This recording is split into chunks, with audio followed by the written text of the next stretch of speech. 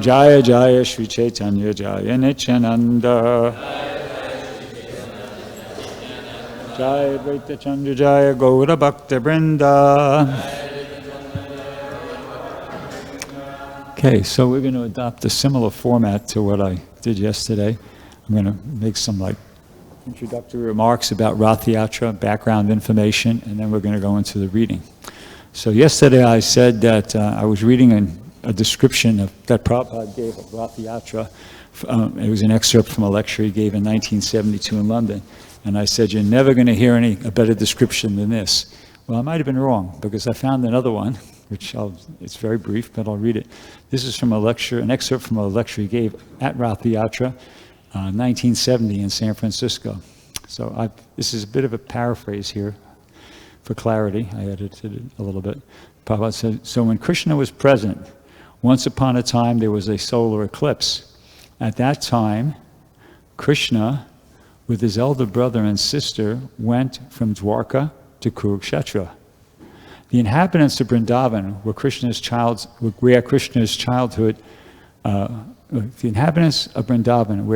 childhood took place under the care of his foster father Nanda Maharaj, were also present. When Krishna went to his real father, this is like the backstory, Vasudeva at Dwarka, and came back to Kurukshetra, the inhabitants of Vrindavan, who were suffering too much due to separation from Krishna, came to see him. At that time, his beloved Radharani, who was too much afflicted, said, you are the same Krishna, I am the same Radharani, but the place is different. It is not Vrindavan. Therefore, I wish you to come with me to Vrindavan, so we can enjoy our previous life. This is the ecstasy of the residents of Vrindavan, expressed by Radharani. So in other words, it wasn't just Radharani who was feeling like that. They were all feeling like that. And she was the person who, like the spokesperson. Okay? Now, there's a little background information about the Jagannath deity, which is, appropriate. We all should know about this. This is also from an excerpt from that same lecture. Prabhupada said, this Jagannath deity was established by one king, Indradumna, more than 3,000 years ago. This Indradumna king, he asked Vishvakarma to carve the deity of Krishna, Balaram, and Subhadra. And there was a time limit. Vishvakarma made an agreement that unless I finish the deity's carving very nicely, you cannot disturb me. So the door was closed, and the king was very much anxious to see the temple. The temple is established very soon. So he forcibly opened the door, and he saw the deities were half finished. So the explanation there is that up until that point, he was hearing Vishvakarma working, chip, chip, chip, chip, chip, chip. He was carving the deities from the wood blocks. And then, the sound stopped for a day, for 2 days, for 3 days. Finally he said, well, what's going on in there, So he forced open the door, and Vishvakarma was just sitting there looking at the forms, and he was just kind of meditating. I guess he was thinking how to do it. Anyway, because he broke the contract, King Indradumna broke the contract, so that was it. He said, okay, I told you, if you disturb me, I'm not going to continue working. So then King Indradumna's response was, he said, the deity Jagannath, as you see, it appears half finished. The king decided, never mind, it is half finished. I shall install these 3 deities in the temple. So that was his ecstasy. So since then, the 3 deities, Jagannath, Balaram, and Subhadra, are being worshipped in India, in Jagannath Puri. And the car festival takes place every year, and millions of people go there to participate in the festival. This car festival and Lord Chaitanya's taking part in it is one of the items of our Krishna consciousness movement. Prabhupada says, it is an easy process for reviving mass Krishna consciousness. And this is really interesting. He says, if you participate in this car festival, it is stated in the scriptures, Rate cha vamanam drishtva punar janma nividyate. In your next life, you will go back home, back to Godhead. And the devotees, when they heard that, there was a roar, Jai, all glories to Srila Prabhupada. So they were happy to hear that. So yesterday, in the reading we were doing, we came across one purport that was kind of, maybe gave a certain impression to devotees. I know it did in my mind. I'll read it. This is text 16. It says, knowing my opulence, the whole world looks upon me with awe and veneration. But devotion made feeble by such reverence does not attract me. So in the purport, Prabhupada says how one cannot understand the dealings of the Lord in Vrindavan simply by executing ritualistic regulative principles mentioned in the scriptures. By following scriptural injunctions, one may enhance his appreciation for the glories of the Lord, but there is no chance for one to enter into the personal dealings with him. Giving too much attention to understanding the exalted glories of the Lord reduces the chance of one's entering into personal loving affairs with the Lord. To teach the principles of loving dealings, the Lord decided to appear in Vrindavan as Lord Chaitanya. So you kind of get the impression, I did at least, got the impression when you hear that is that, oh, the regulative principles of being, the importance of following the regulative principles is being kind of played down there. It's kind of sounding like, well, maybe you should kind of focus a bit more on, something a bit more rasika or, be more interested in rupa. So I found a statement that, an excerpt from a lecture Prabhupada gave on an appearance day of Radharani, which I believe puts the whole thing into the proper perspective, and I will share that with everybody right now. Okay. So Prabhupada says, so Radha Krishna philosophy is a very great philosophy. It is understood in the liberated stage. Radha Krishna philosophy is not understood in the conditioned stage. When we worship Radha Krishna in our conditioned stage, actually we worship Lakshmi Narayan. Radha Krishna worship is on the platform of pure love, and Lakshmi Narayan worship is on the regulative principles, on the platform of the regulative principles. So long we do not develop our pure love, we have to worship according to the regulative principles. In the Vidhi Marg, when you have no love for God or Krishna, we have to follow the regulative principles. And Prabhupada gives an example, 2 examples. This is the first of the 2. He says, just like you practice this mridanga playing, in the beginning it is not in order. But when you become accomplished in the practice, the sound will come so nice. Similarly, when we are engaged in regulative principles in the worship of Radha and Krishna, that is called Vidhi Marg. Actually, when you are on the love platform, that is called Raga Marg. But without Vidhi Marg, if anyone wants to learn Raga Marg, immediately, that is foolishness. And he gives another example. Actually, Prabhupada repeats again, that is foolishness. And in the second example, he says, nobody can pass MA examination without going through regulative principles of primary schools and colleges. So therefore, I do not encourage discussions of Radha and Krishna so easily. Rather, go on with the regulative principle. Gradually, as you become purified, as you come to the transcendental platform, you'll understand what is Radha Krishna. Don't try to understand Radha Krishna very quickly. It is a very big subject. If we want to understand Radha Krishna very quickly, then there will be so many discrepancies. In India, there are Prakriti Sahajas. For them, Radha and Krishna have become a plaything. There's one painting of Radha and Krishna kissing. These are all nonsense. Radha Krishna philosophy has to be understood by the liberated person, not by the conditioned soul. And here's this next sentence is really important. So we shall await for the fortunate moment when we are liberated. Then we shall understand Radha Krishna, Pranaya Bhrgupati, or the loving affairs of Radha and Krishna. Okay.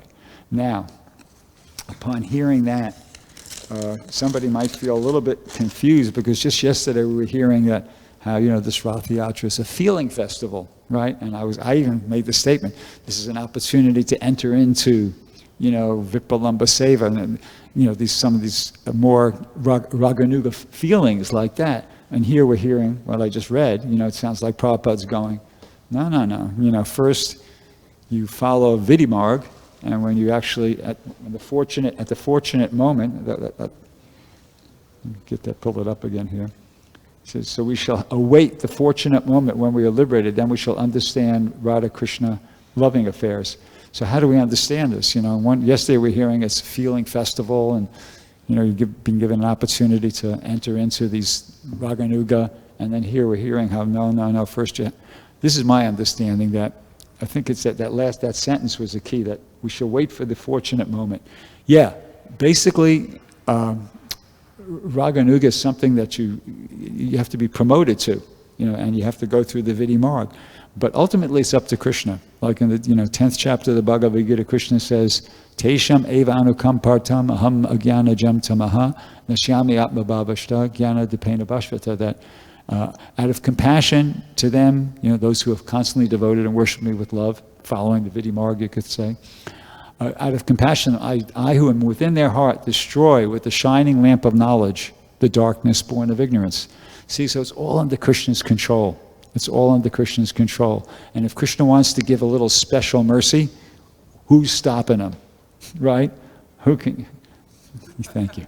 Who can stop him? So that's my understanding of how it works. It is an opportunity to experience this, service and separation like that. It's which is ordinarily something that you don't experience till you reach promoted to Raganuga Bhakti. But it's like when you join the military, they give you what's called a sign-on bonus. As soon as you sign the contract, even before you've done anything, you haven't even showed up at basic training, it's a $10,000 check, the sign-on bonus. So, Krishna can give a little special mercy there. If if we're sincere and surrendering, you get a little taste or a little experience of something higher like that, even before we're really fully qualified to experience that.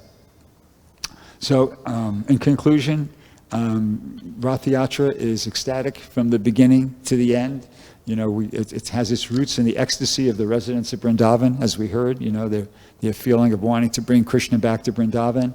King Indradyumna gave it some practical shape, and in being instrumental in having the Jagannath deities come to us, Jagannath, Baladev, Subhadra, in their current form. We heard that past time. Most significantly, Lord Chaitanya himself embraced it as it was part of Lord Chaitanya's Leela. As I mentioned yesterday, and I read it again last night, even when he was in seclusion in the last 12 years of his life in the Gambhira, he participated in the Rath Yatra festival right throughout. He participated in Rath Yatra festivals the entire time he was in Jagannath Puri. It was a very important part of his Leela. He himself was, absorbed in the feelings of separation of Radharani, and he used it as a method to engage the masses in devotional service as well. It was honored by observed and honored by Bhaktivinoda Thakur. We all know that pastime of how when the Rath cart was going past his house, his wife brought Bimal Prasad Datta at that time. Later, Prabhupada's spiritual master, Bhaktisiddhanta, he brought him before the cart, and a garland fell on him, and they took it as blessings, like that. Of course, Prabhupada observed Rath Yatra in his childhood, and he gave it to us, and one of his very dearmost disciples, Jayananda, developed it, right here in Los Angeles, and he went back to Godhead. And, Prabhupada wrote a letter after he left his body that basically confirming that, yeah, he's gone back to Godhead. And that was, a very important part of his service. He's known as Mr. Rath Yatra. Another thought, just final thought, Rath Yatra is a very practical consideration. Rath Yatra takes a tremendous amount of work. There's a tremendous amount of work that goes behind this festival. There's fundraising, Srivas Prabhu, Shamachandra. It didn't happen like, it's a lot of work behind that. There's a lot of thought, preparation, and so that's there. Ratna Bhushan with the carts, and not Upananda, but Rupananda helping him. There's a tremendous amount of work, and building the cart in the first place and maintaining the carts and like that. Then you have, other departments like the deity worship. That's a very important part. Tremendous amount of work and preparation, all the deity worship that's involved. And then you have the free feast, and Mahanta Prabhu is on a marathon already for 2-3 weeks getting ready for this whole thing. I'm probably missing, and there's devotees who fly in from Hawaii to help out, Divya Drishti Mataji and her husband Bhagavana Kinchana, getting the permits and dealing with the local authorities. It's very big, it's no joke. Ratna, I was talking, in preparation for the class, I was talking to Ratna just to get some, ideas, and he mentioned that, it used to be that you could go to an office and talk to a person, or at least pick up a phone and talk to a person. Not anymore. Everything is done through online, applications online, and quite often you don't get responses. You just keep, applying, and there's no response. It's very frustrating. It's exasperating, And then finally, if you do get to talk to somebody, it's somebody new. The person that you've been dealing with for the last 10, 15 years is retired, and you're starting from scratch. It's like, they're telling you, well, I don't think you could do this. Yeah, we can do it. No, we don't. So it's a lot of work goes behind this. So, if nothing else, we should bear that in mind, really appreciate the great surrender that is involved in making this whole thing happen. If you get an opportunity, say thank you to these devotees who are doing this. Quite often, you don't see them here. They're behind the scenes working already to make it happen. And one thought I'd just like to conclude it all with, there was, in 1975, Prabhupada was on the roof of the Lotus building in Mayapur, and he was there with a bunch of devotees, and he was saying how, all of you have been sent by my spiritual master to assist me in setting up, spreading this Krishna consciousness movement. So Bhavananda was one of the devotees there at the time, and he said, Prabhupada, how could that be? Because, we're coming from such degraded backgrounds. We're, meat eaters and this and that. How could it possibly be true that we were sent by Bhaktisiddhanta to help you in, your mission like that? Some sort of special devotee. And Prabhupada's response was, he said, that was all superficial. He said, as soon as you heard Hare Krishna, you immediately came running. So, at least on that occasion, Prabhupada seemed to indicate he had a vision of these devotees being something more than just ordinary conditioned souls that came forward and like that. And we just heard, one final point, we heard on one of those excerpts I read about how if you just see the Rath Yatra, passing, just by doing that, you go back home, back to Godhead. So if that's true, what to speak of devotees who have who have sacrificed hours, days, weeks, for years on end to make this Rath Yatra festival happen, 48 years. Some of the devotees who are doing it or who are involved with it now have been involved with it now for 48 years or close to that, here in New Dwarka. I mean, wow, we can't imagine. I mean, if you just by seeing the Rath Yatra cart going down and grabbing the rope and pulling it, you're going back to Godhead. What to speak of these devotees? Who are they? What, amazing. Okay, so that's my little thing. So, and your final point is you can't go wrong giving everything you got to Rath Yatra. It's blue chip stock. It's just like it's an investment that's going to pay off in your spiritual life. You can't go wrong if you really surrender and with full enthusiasm try to participate and help out with this Rath Yatra festival. Okay, so now for the reading. So we're continuing from chapter 3. And I'm going to finish the chapter summary and then go back to where we left off yesterday. Okay, so Krishnadas Kaviraj has presented much authentic evidence from Srimad Bhagavatam and other scriptures to substantiate the identity of Lord Chaitanya with Sri Krishna himself. He has described bodily symptoms in Lord Chaitanya that are visible only in the person of the Supreme Lord. And he has proved that Lord Chaitanya appeared with his personal associates, Sri Nityananda, Advaita Gadadhar, Srivas, and other devotees, to preach the special significance of chanting Hare Krishna.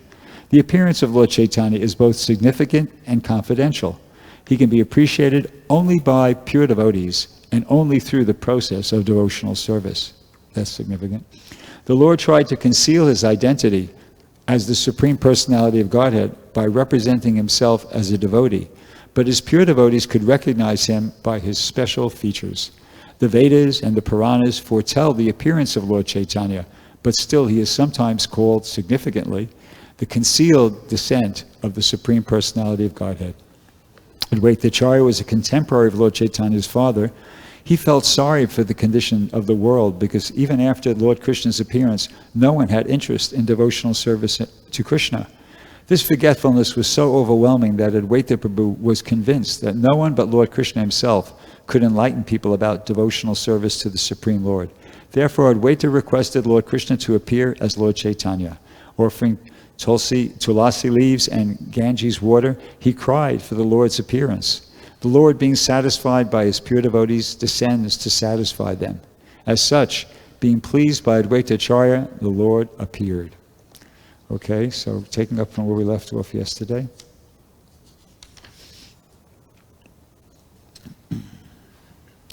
Unless one practices devotional service himself, he cannot teach it to others. This conclusion is indeed confirmed throughout the Gita and Bhagavatam.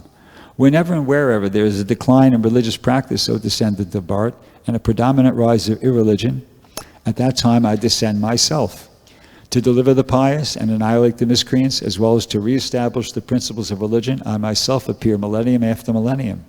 If I did not show the proper principles of religion, all the worlds would fall into ruin, and I would be the cause of unwanted population and would spoil all these living beings. That's a quote from the Bhagavad Gita. Whatever action a great man performs, common people follow, and whatever standards he sets by exemplary acts, all the world pursues. Also from Bhagavad Gita, 3rd chapter. My plenary portions can establish the principles of religion for each age. No one but me, however, can bestow the kind of loving service performed by the residents of Braj. So this is, once again, Krishna's thinking like this. There may be many all-auspicious incarnations of the personality of Godhead, but who other than Lord Sri Krishna can bestow love of God upon the surrendered souls? Therefore, in the company of my devotees, I shall appear on earth and perform various colorful pastimes. Thinking thus, the personality of Godhead, Sri Krishna himself, descended at Nadia early in the age of Kali. Thus, the lion-like Lord Chaitanya has appeared in Navadvip. He has the shoulders of a lion, the powers of a lion, and the loud voice of a lion. And here's the author now is about to try to offer he's offering a benediction. May that lion be seated in the core of the heart of every living being. Thus, with his resounding roar, may he drive away one's elephantine vices. In his early pastimes, he is known as Vishvambar because he floods the world with the nectar of devotion and thus saves the living beings. The verbal root, Dubrihin, which is the root of the word Vishvambar, indicates nourishing and maintaining. He, Lord Chaitanya, nourishes and maintains the three worlds by distributing love of God. In his later pastimes, he is known as Lord Sri Krishna Chaitanya. He blesses the whole world by teaching about the name and fame of Lord Sri Krishna. I'm not going to read this purport. It's a fabulous purport, but it would take us off kind of what we're doing here. Knowing him to be the incarnation for Kali, Gargamuni, during the naming ceremony of Krishna, predicted his appearance. The boy, and this is the Gargamuni, this boy, Krishna, has three other colors, white, red, and yellow, as he appears in different ages. Now he has appeared in a transcendental blackish color. White, red, and yellow, these are the three bodily lusters that the Lord, the husband of the goddess of fortune, assumes in the ages of Satya, Treta, and Kali, respectively. Now, in the Dwapara Yuga, the Lord has descended in a blackish hue. This is the essence of the statements in the Puranas and other Vedic literatures with reference to the context. And quoting now, in Dwapara Yuga, the personality of Godhead appears in a blackish hue. He is dressed in yellow, he holds his own weapons, and he is decorated with the Kaustubha jewel and marks of Srivasa. This is how his symptoms are described. The religious practice for the age of Kali is to broadcast the glories of the holy name. Only for this purpose has the Lord, in a yellow color, descended as Lord Chaitanya. And we'll read this purport. In this age of Kali, the practical system of religion for everyone is the chanting of the name of Godhead. This was introduced in this age by Lord Chaitanya. Bhakti Yoga actually begins with the chanting of the holy name, as confirmed by Madhvacharya in his commentary on the Munduka Upanishad. He quotes this verse from the Narayana Samhita, which I'll skip the Sanskrit, I'll just read the translation. In the Dwapara Yuga, people should worship Lord Vishnu only by regulative principles of the Narada Pancharatra and other such authorized books. In the age of Kali, however, people should simply chant the holy names of the Supreme Personality of Godhead, end quote. The Hare Krishna mantra is specifically mentioned in many Upanishads, such as the Kali Santaranya Upanishad, where it is said, Hare Krishna, Krishna Krishna, Hare Hare, Hare Rama, Rama Rama, Hare Hare, Iti Sodasakam Nam Nam, Kali Kalma Sanasanam. Natak paratadopaya sarva vedeshu drishyati. After searching through all the Vedic literatures, one cannot find a method of religion more sublime for this age than the chanting of Hare Krishna. Say it again. 40, okay. Right, that was 40 I just read, actually. But, see, I'm kind of trying to juggle a few things here, the time and... Yeah, 40. So do we want to chant one together? Or is that what you're suggesting? Because 40 is what I just read. Oh, you just need to follow. Okay, sorry. Yeah, so now I'll keep reading then. The luster of his expansive body resembles molten gold. The deep sound of his voice conquers the thundering of newly assembled clouds. One who measures 4 cubits in height and in breadth by his own hand is celebrated as a great personality. Such a person is called Nyagroda Parimandala. Sri Chaitanya Mahaprabhu personifies all good qualities, has the body of a Nyagroda Parimandala. Purport. No one other than the Supreme Lord himself, who has engaged the conditioned souls by his own illusory energy, can possess these bodily features. These features certainly indicate an incarnation of Vishnu and no one else. His arms are long enough to reach his knees. His eyes are just like lotus flowers. His nose is like a sesame flower, and his face is as beautiful as the moon. He is peaceful, self-controlled, and fully devoted to the transcendental service of Lord Sri Krishna. He is affectionate toward his devotees. He is gentle, and he is equally disposed to all living beings. He is decorated with sandalwood bangles and armlets, and anointed with pulp of sandalwood. He especially wears these decorations to dance in Sri Krishna Sankirtan. Recording all these qualities of Lord Chaitanya, the sage Vaisampayana included his name in the Vishnu Sahasranam. The pastimes of Lord Chaitanya have 2 divisions, the early pastimes, Adi Lila, and the later pastimes, Shesha Lila. He has 4 names in each of these 2 Leelas. Okay. In his early pastimes, he appears as a householder with a golden complexion. His limbs are beautiful, and his body, smeared with the pulp of sandalwood, seems like molten gold. In his later pastimes, he accepts the sannyas order, and he is equipoised and peaceful. He is the highest abode of peace and devotion, for he silences the impersonalist non-devotees. Okay, I'll skip that purport as well. In the Srimad Bhagavatam, it is repeatedly and clearly said that the essence of religion is the age of Kali is the chanting of the holy name of Krishna. O king, in this way, people in Dwapara Yuga worship the Lord of the universe. In Kali Yuga, they also worship the Supreme Personality of Godhead by the regulations of the real scriptures. Kindly now hear of that from me. And this, I'll read this one, and we'll conclude the class by reading this translation and this purport. Okay, so this is a very famous verse. Krishna Varnam Tvisa Krishnam Sango Pangastra Parshadam Yagnai Sankirtana Prayar Yajanti Hi Sameda Saha. And the translation is, in this age of Kali, intelligent persons perform congregational chanting to worship the incarnation of Godhead, who constantly sings the name of Krishna. Although his complexion is not blackish, he is Krishna himself.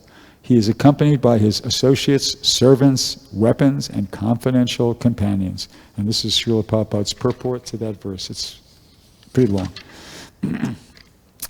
This text is from Srimad Bhagavatam, 11th canto, 5th chapter, text 32. Srila Jiva Goswami explained this verse in his commentary on the Bhagavatam, known as Krishna Sandarbha, wherein he says that Lord Krishna also appears with a golden complexion. That golden Lord Krishna is Lord Chaitanya, who is worshipped by intelligent men in this age.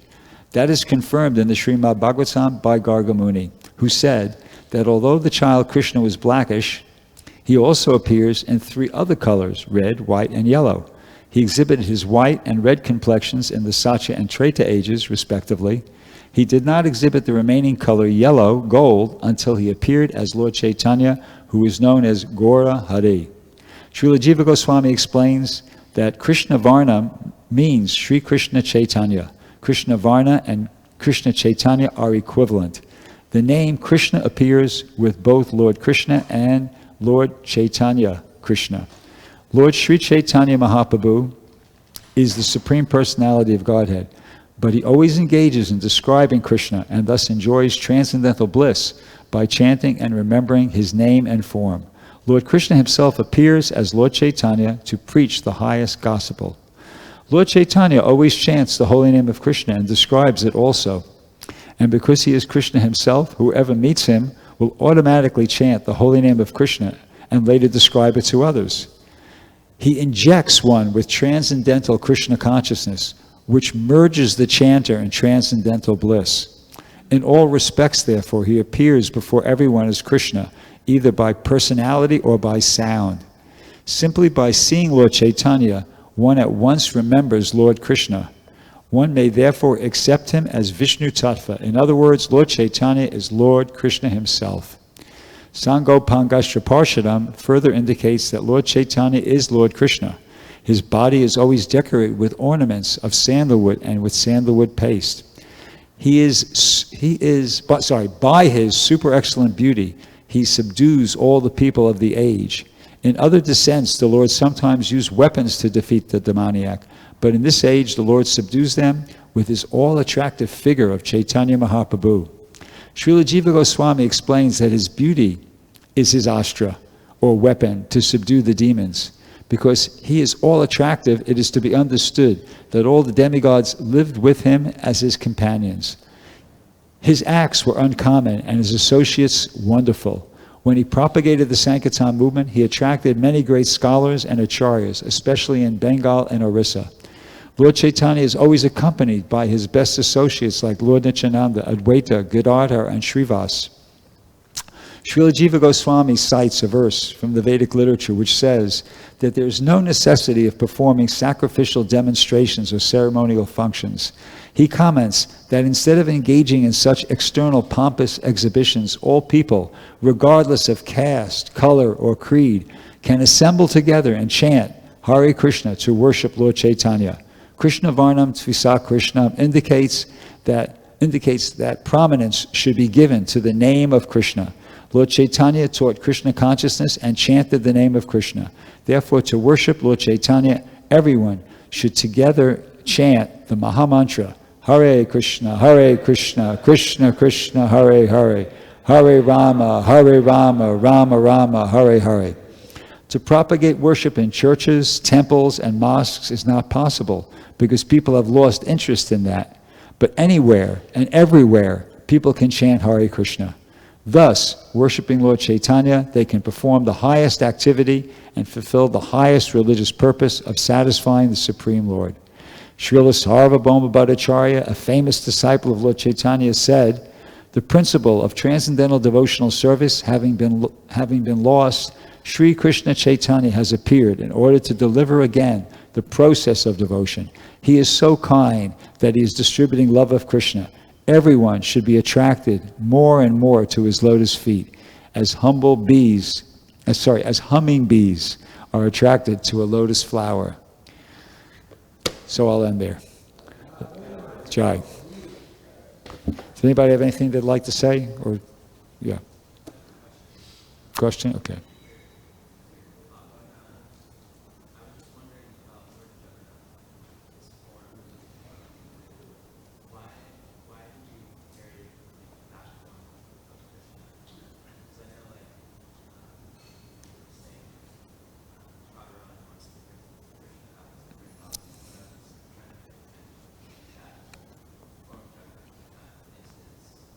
Yeah. Well, as I read, he wants to know why are we worshiping Jagannath, Baladev, Subhadra in this form? Krishna, Balaram, and his sister in this form.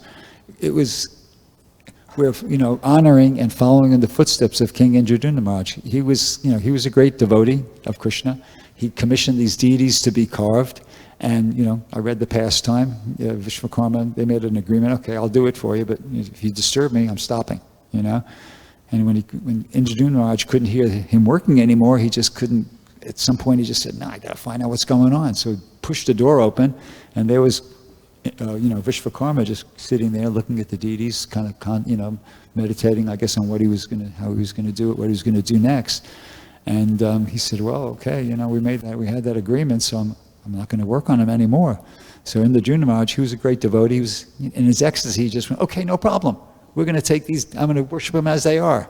And, they became a deity form at that point. He installed them in the temple.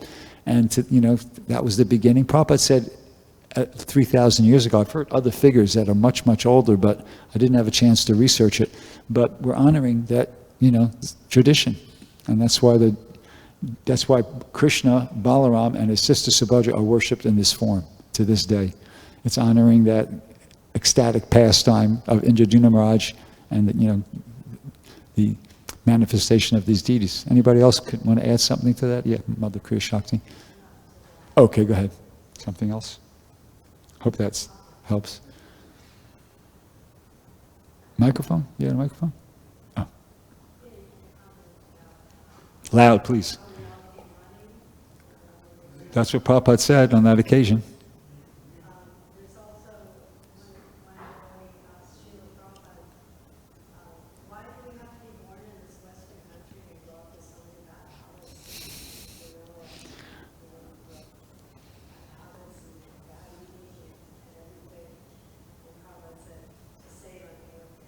Yeah, I heard that. I've heard that.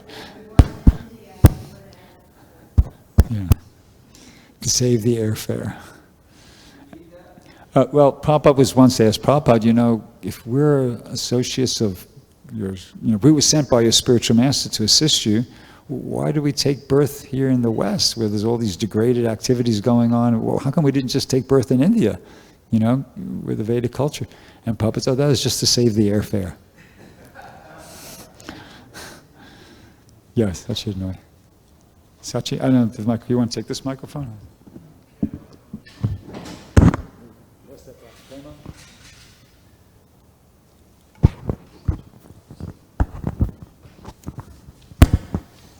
Prabhu, in regards to the Hare Krishna.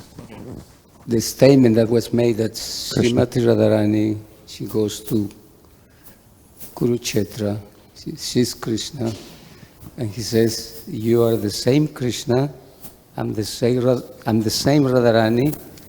Still, she wasn't feeling comfortable.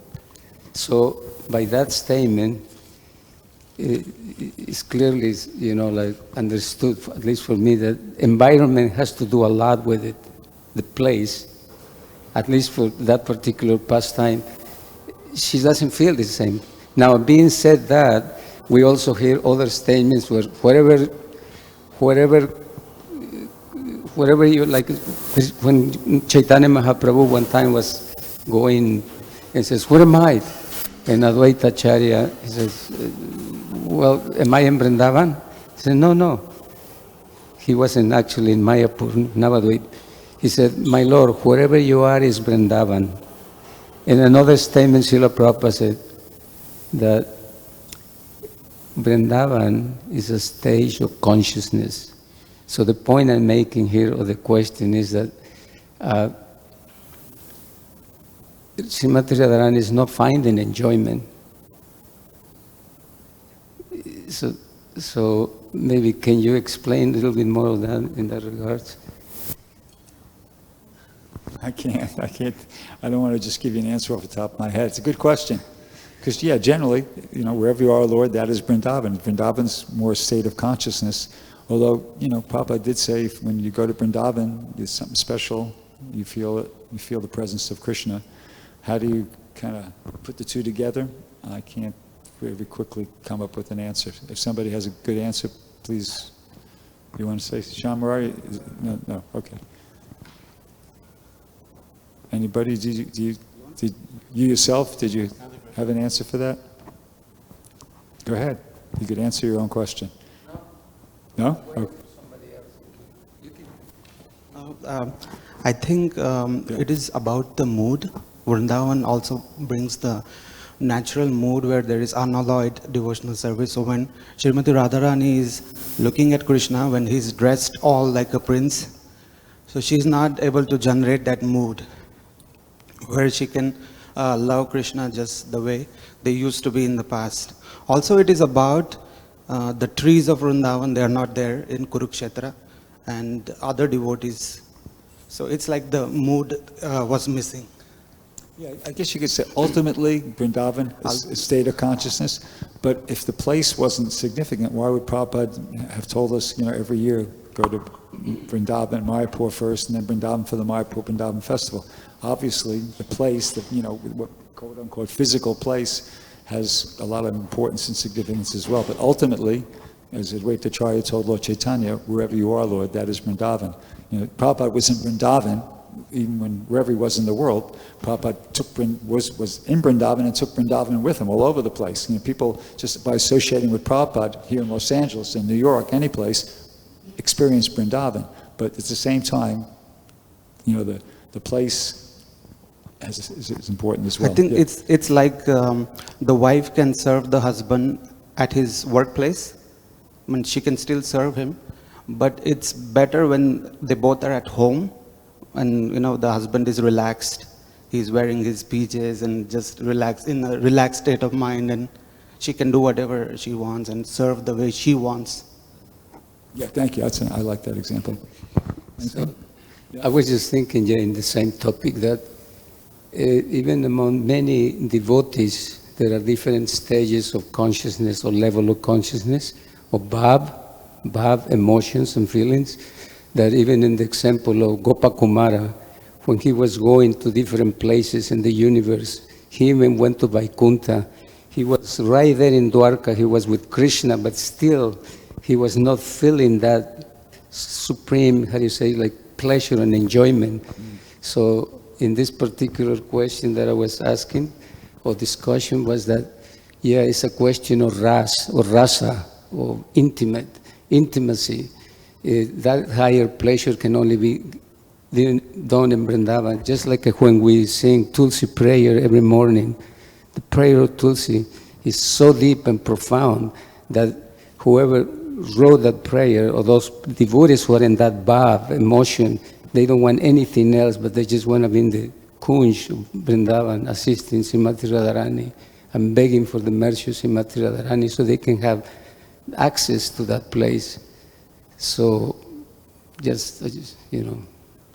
somebody else wants to say something else about that. Nice discussion. Grantharaj Srimad Chaitanya Charitamrita ki jai, Srila Prabhupada ki jai, Rath Yatra ki jai.